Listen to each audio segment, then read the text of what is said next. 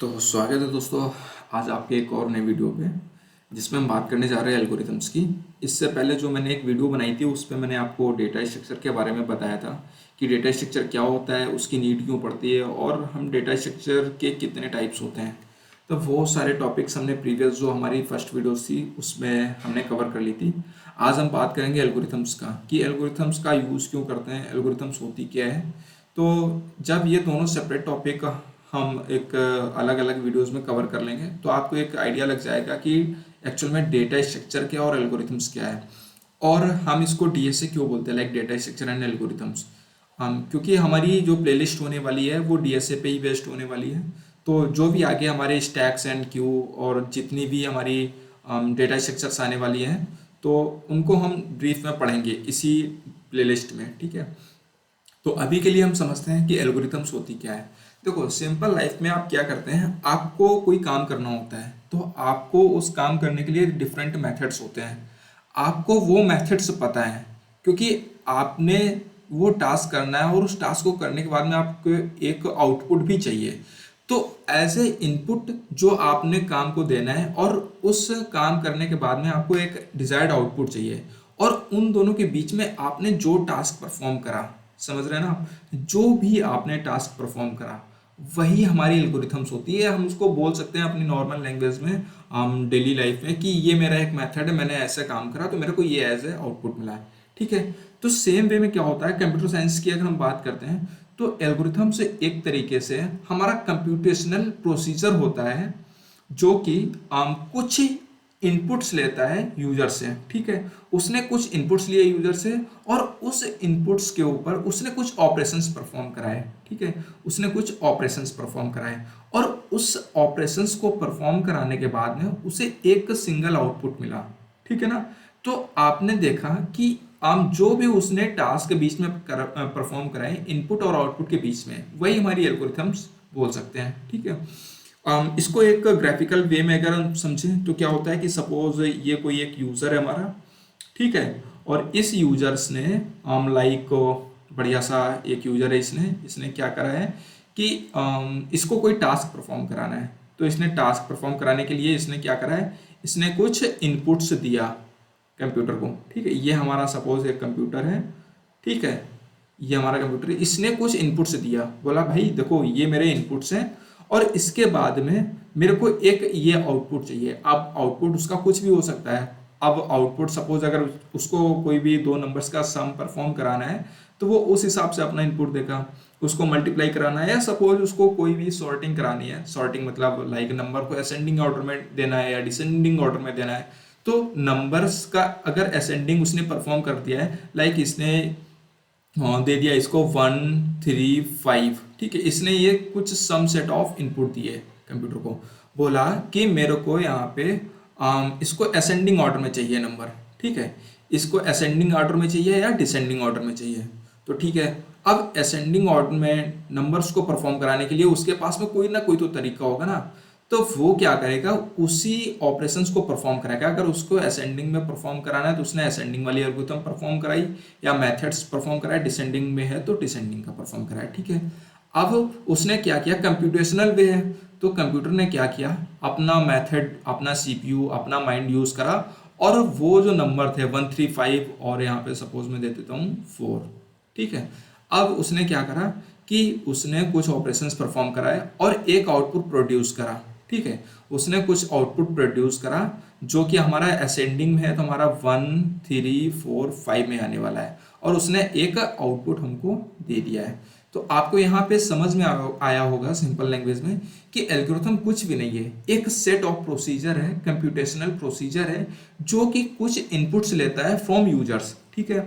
उस पे कुछ वो ऑपरेशंस परफॉर्म कराता है, कुछ फाइनाइट ऑपरेशंस परफॉर्म कराता है। मैं फाइनाइट क्यों बोल रहा हूँ क्योंकि चलिए मैं इसको इसी वीडियोस में क्लियर करूंगा फाइनाइट से मतलब क्या है इसका, ठीक है। फाइनाइट्स का मतलब यहाँ पे ये होता है कि लाइक कोई भी मेथड स्टार्ट हुआ है, सपोज ये एक मेरी चैन है वो स्टार्ट हुई है तो वो किसी स्टेप पे जाके उसका कुछ आउटपुट आएगा और वहाँ पे वो ब्रेक होगी, टर्मिनेट हो जाएगी क्योंकि उसको डिजायर्ड आउटपुट मिल गया है, ठीक है। इन द सेम वे वो कुछ फाइनाइट्स ऑपरेशंस परफॉर्म कराएगा और एक आउटपुट प्रोड्यूस कराएगा। तो आपको यहाँ पे समझ में यही आया होगा कि एल्गोरिथम कुछ भी नहीं है, एक कंप्यूटेशनल वे है। कंप्यूटेशनल का मतलब यहाँ पे क्या हुआ कि लाइक वो अपना खुद का मेमोरी यूज कर रहा है, खुद का माइंड यूज कर रहा है, आपने उसको कुछ इंस्ट्रक्शंस दिए हैं, वो उसको फॉलो कर रहा है। समझ गए ना? तो सिंपल भाषा में अगर हम बोलें, बिल्कुल सिंपल, कि एल्गोरिथम्स हमारी क्या है, तो मैं यहाँ पे इसको नोट डाउन भी कर देता हूँ, ग्राफिकल वे में भी रिप्रेजेंट कर देता हूँ कि हमारी एल्गोरिथम्स क्या होती हैं। तो देखिए, मैं इसको ब्लैक कलर से ही लिख दे रहा हूँ। एल्गोरिथम्स क्या है हमारी? एल्गोरिथम्स हमारी जो है एक कंप्यूटेशनल प्रोसीजर है। ठीक है, कंप्यूटेशनल प्रोसीजर हमारा,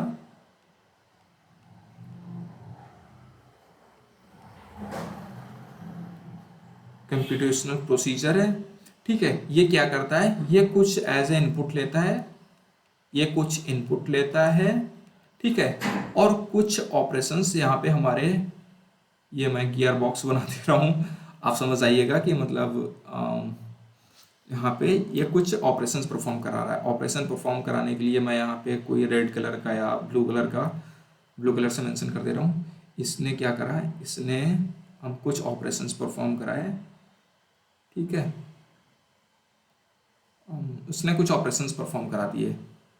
ठीक है, इसके पास में अपना माइंड है खुद का, सीपीयू के पास में, उसको कुछ इनपुट्स मिले, उसने कुछ यहाँ पे ऑपरेशंस परफॉर्म कराए, और यहाँ पे इसको एक सिंपल आउटपुट मिल गया। ठीक है ना? समझ गए आप कि एल्गोरिथम्स क्या है? एक कंप्यूटेशनल प्रोसीजर है जो कि कुछ टेक्स्ट इनपुट लेता है, मतलब इनपुट कुछ लेता है, और उसके बाद में कुछ ऑपरेशंस यहाँ पे परफॉर्म कराता है। ठीक है, ऑपरेशंस परफॉर्म कराता है, ऑपरेशंस परफॉर्म कराता है और हमको एक आउटपुट प्रोड्यूस करता है। तो यहाँ पे जब भाई किसी भी यूजर्स को कोई भी आउटपुट मिलेगा तो वो तो खुश हो ही जाएगा, तो उसको डिजायर्ड फॉर्मेट में आउटपुट मिल गया एंड हमारा काम हो गया है। अब आप यहाँ पे ये समझ गए होंगे कि एल्गोरिथम्स है क्या।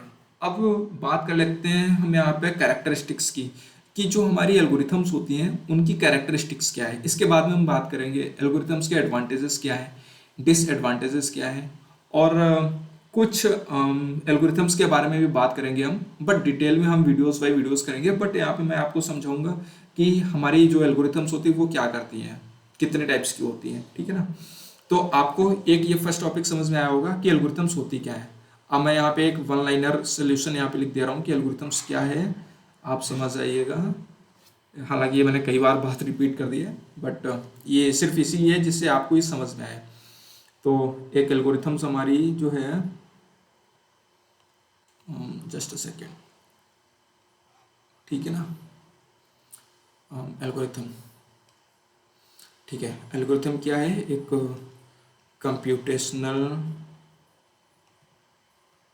कंप्यूटेशनल प्रोसीजर होता है, DU कंप्यूटेशनल प्रोसीजर होता है। वो क्या करता है, कुछ which takes some inputs, which takes some input some inputs, perform some operations, ठीक है ना, and perform some operations, some और सम ऑपरेशंस and produce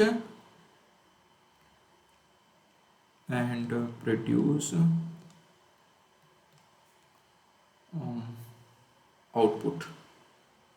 ठीक है, समझ गए ना? अब हम बात कर लेते हैं कैरेक्टरिस्टिक्स क्या होती है हमारी एल्गोरिथम्स की। तो देखो, कैरेक्टरिस्टिक्स हमारी एल्गोरिथम्स की क्या होती हैं, पहले समझते हैं कैरेक्टरिस्टिक्स से मतलब क्या है। कि सपोज जो हमारी एल्गोरिथम्स है उसका क्या नेचर है, मतलब वो बोल सकते हैं कि वो क्या एज ए क्या इनपुट लेती है, उसकी क्या स्पेशलिटी होती है, और वो कैसे वर्क करती है, या मतलब उसकी कुछ पर्टिकुलर तरीके भी होते हैं परफॉर्म कराने के। ठीक है ना? तो चलिए हम समझते हैं यहाँ पे कि हमारी एल्गोरिथम्स है उसके कैरेक्टरिस्टिक्स क्या होते हैं। तो जस्ट अलाउ मिनट। तो देखिए, यहाँ पे हम लिख लेते हैं हम अपने कैरेक्टरिस्टिक्स के बारे में। तो इसको मैं ग्राफिकल वे में रिप्रेजेंट कर रहा हूँ, प्लीज़ समझाइएगा इसको।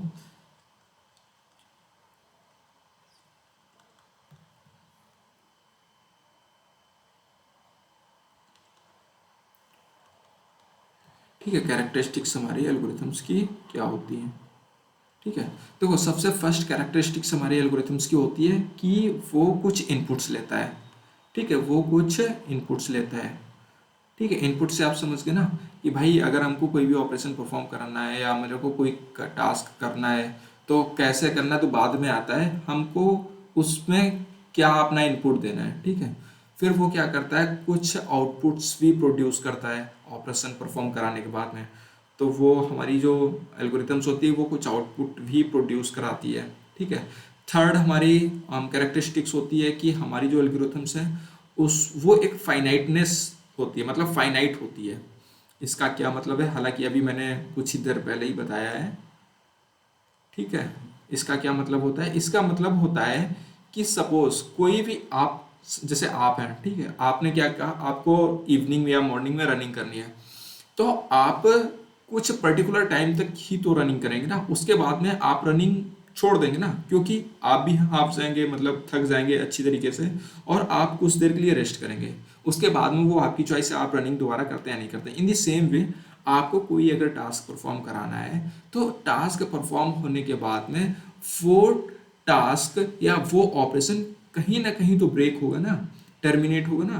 तो यही मतलब है, लाइक कोई भी, लाइक मेरे को 2 नंबर परफॉर्म कराने हैं तो और उन पे जो है मेरे को सम का ऑपरेशन परफॉर्म कराना है, तो क्या करेगा वो 2 और 3 का नंबर्स लेगा, एंड वो प्लस का हमारा जो भी मैथमेटिकल सिंबल है वो रहेगा, और उसके बाद में जब उसने 2 + 3 कर दिया तो वो क्या करेगा, उस ऑपरेशन को ब्रेक कर देगा और हमको एज आउटपुट 5 दे देगा।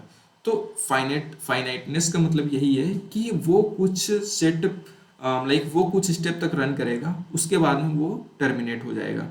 ठीक है ना, समझ गए आप। तो इसको मैं सिंपल लिख भी देता हूँ कि जस्ट अ सेकेंड।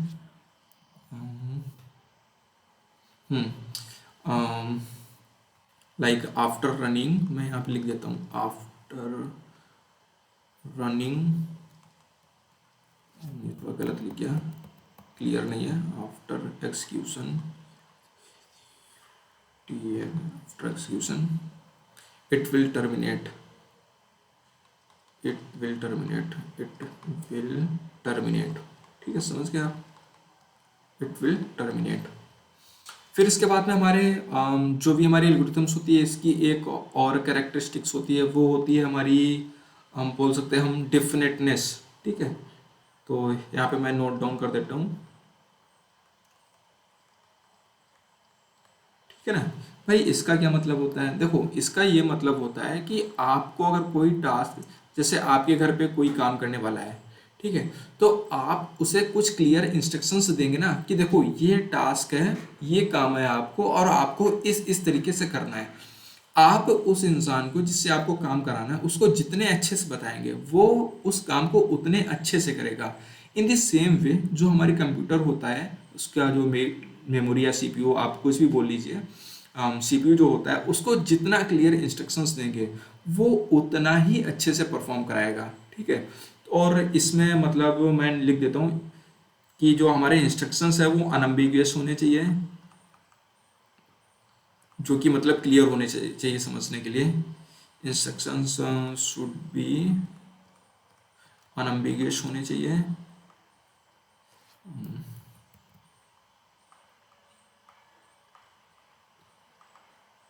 ठीक है, अनएम्बिगुअस होने चाहिए और ये क्लियर भी होने चाहिए जो भी हम उसको इंस्ट्रक्शंस दे रहे हैं।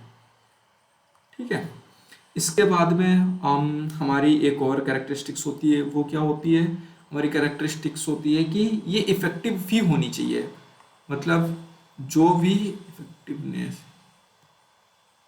ठीक है, ये हमारी इफेक्टिवनेस भी होनी चाहिए। क्या मतलब हुआ इसका, भाई हमने कोई भी टास्क परफॉर्म कराया तो ये अच्छे से परफॉर्म तो करना चाहिए, बट ये जो भी हम टास्क हमने उसको समझाएं वो क्लियरली अंडरस्टैंडेबल भी होने चाहिए, मतलब जो भी हम काम करें वो क्लियरली हम समझ में आना चाहिए। तो इसको मैं यहाँ पे लिख देता हूँ, शुड बी ईजिली अंडरस्टूड होनी चाहिए। तो should be easily understood, understood. ठीक है ना, अगर आपको ये सारी चीज़ें समझ में आ गई हैं तो आप मतलब अगर आपके कोई भी एग्जाम्स में आप अगर बैठे सेमेस्टर एग्जाम्स में या आप कोई भी इंटरव्यू देने जा रहे हैं, तो आप अगर ये फिगर देखेंगे ना तो आपको समझ में आ जाएगा। चलिए एल्गोरिथम्स की मैं यहाँ पे एक वीडियो वो और बना देता हूँ जिसमें आपको समझ में आ जाएगा कि एल्गोरिथम्स है क्या। तो एक इसका सिंपल सा डायग्राम मैं यहाँ पे बना देता हूँ कि इसने क्या करा। कोई भी एक यूज़र है, चलिए यहाँ पे सपोज एक ये यूज़र है हमारा, ठीक है, ये हमारा यूज़र है हमारा, ठीक है। इसने क्या करा है, कुछ सेट ऑफ इंस्ट्रक्शंस दिए हैं। अब मैं इसको इस सिंबल से रिप्रेजेंट कर देता हूँ। ये क्या कर रहा है, ये कुछ स्टेप्स परफॉर्म करा रहा है, स्टेप्स परफॉर्म करा रहा है, और ये कुछ आउटपुट भी प्रोड्यूस कर रहा है हमारा एंड यूज़र के लिए, ठीक है ना। तो यूज़र है ये, यहाँ पे मैं इसको कर दे रहा हूँ आउटपुट, ठीक है ना, आउटपुट। और इसने यहाँ पे क्या दिया, कुछ इनपुट्स दिया है। यूज़र है ये, यहाँ पे इसने कुछ इनपुट दिए हैं,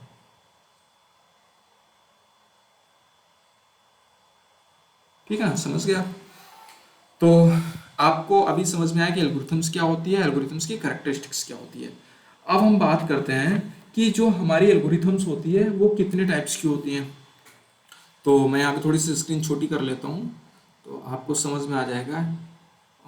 जस्ट अलाउ अ मिनट, ठीक है ना। चलिए ठीक है, अब मैं यहाँ पे बात कर लेता हूँ कि हमारी एल्गोरिथम्स के कितने टाइप्स होते हैं। और हमारे पास में हम सपोज अगर, हाँ यहाँ पे एक कॉन्सेप्ट और मैं आपको बता देता हूँ कि सपोज आपके पास में क्या होता है कि कभी कभी कोई भी काम को करने के एक से ज़्यादा तरीके होते हैं। तो उस केस में हम कौन से एल्गोरिथम्स यूज़ करना चाहिए, कैसे सेलेक्ट करना चाहिए, तो हम वो सारी भी बातें करेंगे इसी वीडियोस में। तो सबसे पहले हम यहाँ पे बात कर लेते हैं कि चलिए इसी को मैं डिस्कशन कर लेता हूँ कि सपोज ये हमारा एक फर्स्ट पार्ट हो गया ना, इसको मैं थोड़ा सा मिनिमाइज कर दे रहा हूँ। तो सपोज अगर आपके पास में एक से ज़्यादा मतलब तरीके हैं काम करने के, जैसे काम करने का, जैसे आपके पास में आपकी डिज़ायर्ड लोकेशन ये है जाने की, ठीक है, इसके दो रास्ते हैं, एक तो ये है और दूसरी एक ये घूम के है, ठीक है ना। आपको पहले यहाँ आना पड़ेगा और फिर यहाँ जाना पड़ेगा। सपोज ये कोई यूज़र है, इसको अपनी इस डेस्टिनेशन पे जाना है, तो या तो ये अपना ये वाला पाथ फॉलो कर ले या डायरेक्ट यहाँ से पहुँचे और सीधे ये वाला पाथ फॉलो कर ले। यहाँ पे विलेज 1 है, विलेज 2 या सिटी 1 सिटी 2, आप जो भी समझना चाहें समझ लें। और ये यूज़र, ये सपोज आप हैं, ठीक है, आपको इस स्टेशन, आपको अपने घर पे पहुँचना है। तो इस घर पे पहुँचने के एक से ज़्यादा तरीके हैं।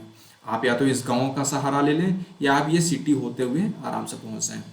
तो इन द सेम वे हमारे पास में क्या होता है कि आपके पास में क्या होता है कि आपके पास में किसी भी काम को करने के एक से ज़्यादा तरीके होते हैं। तो उस केस में आपको कैसे डिसाइड करना है कि मेरे को ये तरीका या ये एल्गोरिथम यूज़ करनी है, कैसे डिसाइड करेंगे। तो चलिए उसकी हम बात करते हैं। इसको थोड़ा सा मैं क्लियर कर देता हूँ। देखिए उस केस में क्या होता है कि सपोज अगर आपके पास में मोर देन वन वे है किसी भी प्रॉब्लम को सॉल्व करने का, ठीक है, जैसे यहाँ पे आपके पास में सपोज दो सोल्यूशन है, ठीक है, दो सोल्यूशन है टास्क को सॉल्व करने के। अब आपको सिलेक्ट करना है कि यार मेरा काम तो इससे भी हो रहा है, ठीक है, और मेरा काम इस पाथ से भी हो रहा है, ठीक है। डेस्टिनेशन आपका ये है, ये आपका घर है, मैं इस पाथ से भी घर पहुंच रहा हूँ और इस पाथ से भी घर पहुंच रहा हूँ, लेकिन आपको ये नहीं पता है कि ये वाला ज़्यादा बेनिफिशियल रहने वाला है, ये वाला ज़्यादा बेनिफिशियल रहने वाला है। समझ गए ना। तो इस टास्क को सॉल्व करने के लिए या इस प्रॉब्लम को सॉल्व करने के लिए हमारे पास में दो तरीके होते हैं कंप्यूटर साइंस में। फर्स्ट क्या होता है हमारे पास में, फर्स्ट हमारा होता है कि हम देखते हैं कि हमारे काम को, हमारे मतलब टास्क को कंप्लीट करने के लिए उसमें टाइम कितना लग रहा है, फर्स्ट चीज़। सेकेंड चीज़ देखते हैं कि भाई अब आपको कोई भी काम करना है, सपोज आपको सिटी जाने वाली रोड जो है काफ़ी अच्छा हाईवे बना हुआ है, या सपोज कोई अच्छी सी रोड है, ये मैं एक जनरल आपको एग्जांपल दे रहा हूँ, ठीक है, और गांव से जाने वाली जो रोड है वो सिंगल वे रोड है, ठीक है। तो आप किससे जाना प्रेफर करोगे, वो मतलब आपके ऊपर है ना कि आपको क्या डिसाइड करना है। तो क्या है यहाँ पे कि यहाँ पे हमारे पास में दो चीज़ें होती हैं। फर्स्ट कि आपको देखनी है टाइम कॉम्प्लेक्सिटी, कि आपकी जो एल्गोरिथम रन कर रही है वो कितनी देर में रन कर रही है। दूसरी आपको देखना है स्पेस कॉम्प्लेक्सिटी, कि आपने जो प्रोग्राम राइट कराया है उसमें कितने ज़्यादा एक्स्ट्रा वेरिएबल यूज़ हो रहे हैं, कितना ज़्यादा एक्स्ट्रा स्पेस यूज़ हो रहा है। तो किसी भी एल्गोरिथम्स को लाइक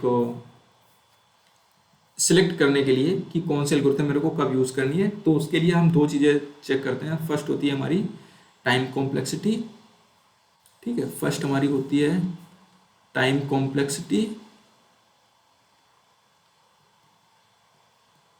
ठीक है। सेकंड होती है हमारी स्पेस कॉम्प्लेक्सिटी,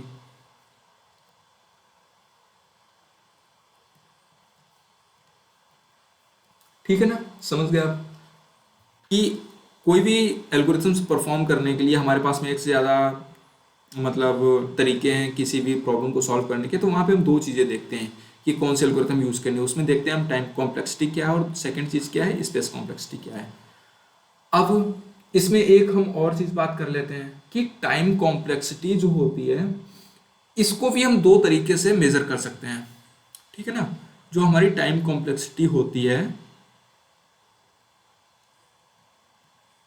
जो हमारी टाइम कॉम्प्लेक्सिटी होती है इसको भी हम दो तरीके से कैलकुलेट कर सकते हैं। अच्छा, कौन कौन से होते हैं, देखो हमारे पास में एक होता है प्रियोरी एनालिसिस,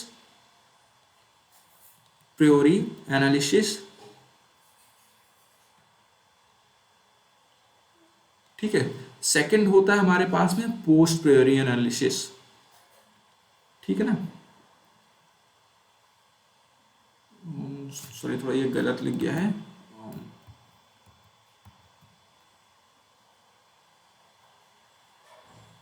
ठीक है। अब आप पूछेंगे सर इसमें डिफरेंस क्या होता है, मतलब मेरे को पता चल गया कि किसी भी काम को करने के एक से ज़्यादा तरीके हो सकते हैं, उस केस में हम क्या देखते हैं। तो मैंने आपको बताया कि उस केस में हम देखते हैं कि किस एल्गोरिथम्स में टाइम कॉम्प्लेक्सिटी और स्पेस कॉम्प्लेक्सिटी हमारी ठीक से है, ठीक से वर्क कर रही है, ठीक है, आपने बता दिया। बट आपसे सपोज इंटरव्यू में क्वेश्चन कर लिया गया कि टाइम कॉम्प्लेक्सिटी को मेज़र करने के हम दो तरीके बताइए, आप मतलब कैसे डिफाइन चेक करेंगे कि मेरे को क्या चेक करना है, कैसे करना है टाइम कॉम्प्लेक्सिटी के लिए। तो वहाँ पे हम दो एनालिसिस करते हैं, एक होती है प्रायोरी एनालिसिस, दूसरी होती है पोस्टेरियरी एनालिसिस, ठीक है।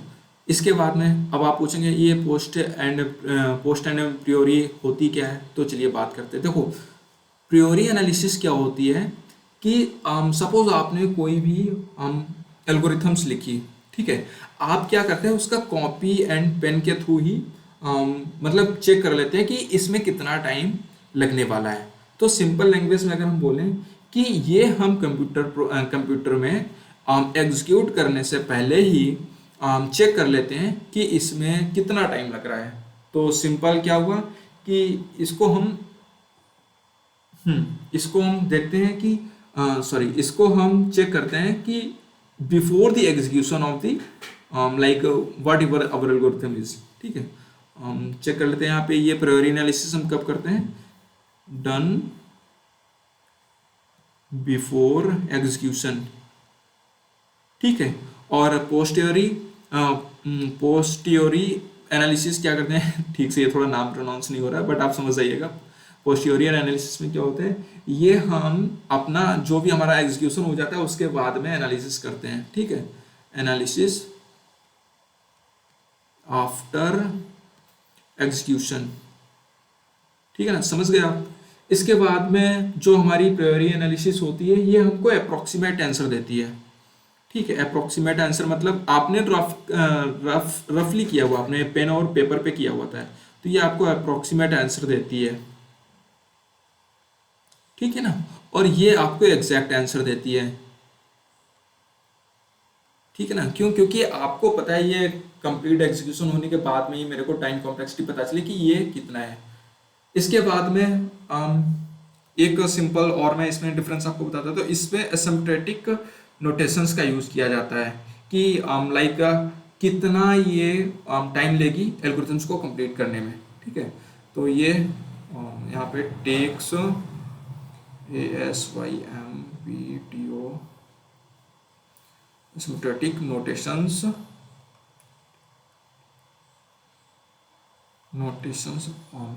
एक मिनट, मेरे को ये थोड़ा सा गलत लग गया, इसको इरेज कर देता हूँ।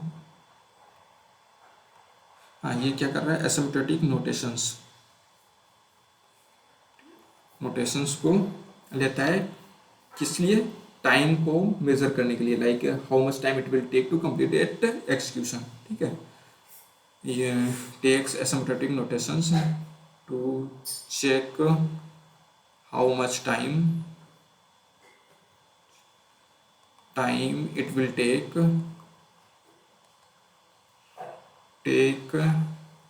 To complete.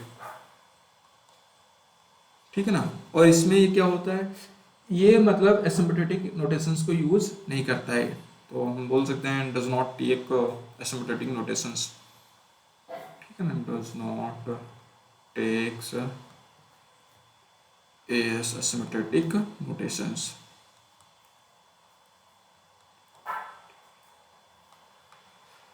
तो आपको यहाँ पे ये कुछ चीज़ें क्लियर होंगी कि एल्गोरिथम्स क्या होती है, हमारे एल्गोरिथम्स की कैरेक्टरिस्टिक्स क्या होती है। सबसे पहले तो आप यही समझ गए होंगे कि हमारी एल्गोरिथम्स क्या है। इसके बाद में आप समझ गए होंगे कि जो हमारी कैरेक्टरिस्टिक्स होती है एल्गोरिथम्स की वो क्या है। फिर मैंने आपको बताया कि सपोज अगर इन केस आपके पास में एक से ज़्यादा एल्गोरिथम्स है किसी भी टास्क को कंप्लीट करने की, तो उस केस में हम क्या चेक करते हैं। तो उस केस में हम उस एल्गोरिथम, किसी भी पर्टिकुलर एल्गोरिथम्स को चेक करते हैं कि उसमें टाइम कॉम्प्लेक्सिटी कितनी लग रही है और उसमें स्पेस कॉम्प्लेक्सिटी क्या है। स्पेस कॉम्प्लेक्सिटी और टाइम कॉम्प्लेक्सिटी जो है आने वाले वीडियोस में अच्छे से हम डिफाइन करेंगे आपको कि ये क्या होता है। और इसके साथ में जो एसिम्प्टोटिक नोटेशंस होते हैं उनको बहुत ही सिंपल लैंग्वेज में आपको बताएंगे कि ये कैसे वर्क करता है, इसकी क्या एक्चुअल मीनिंग होती है। तो आने वाले जो नेक्स्ट हमारी वीडियो होने वाली है उसमें हम टाइम कॉम्प्लेक्सिटी, स्पेस कॉम्प्लेक्सिटी और एसिम्प्टोटिक नोटेशंस के बारे में आपको एक्सप्लेन करेंगे। इसके बाद में अगर आपको कोई चीज़ यहाँ पे मिसिंग लग रही है तो आप फॉर श्योर मेरे को कमेंट बॉक्स में पिंग कर सकते हैं कि मेरे को इस टॉपिक पे थोड़ा सा जानना है, तो मैं आपको नेक्स्ट वीडियो में उससे रिलेटेड जो भी सारी चीज़ें हैं मैं आपको बताऊंगा और आपको समझाऊंगा भी।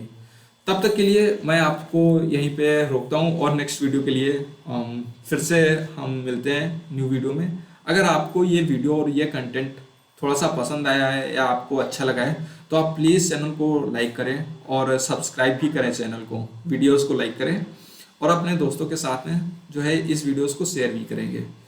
इससे होगा क्या, थोड़ा मेरे को भी मोटिवेशन मिलेगा कुछ और अच्छी वीडियोस को बनाने का और आपको भी कुछ नया सीखने का। बाय द वे हम इस प्लेलिस्ट में डीएसए से रिलेटेड जो भी सारी चीज़ें हैं अच्छे से समझने वाले हैं। तब तक के लिए मिलते हैं न्यू वीडियो में। आप अच्छे से इसको पढ़िए, समझिए और कमेंट बॉक्स में मेरे को बताइएगा ज़रूर कि आपको ये वीडियोस कैसी लगी है। Thank you, see you soon, bye, happy learning.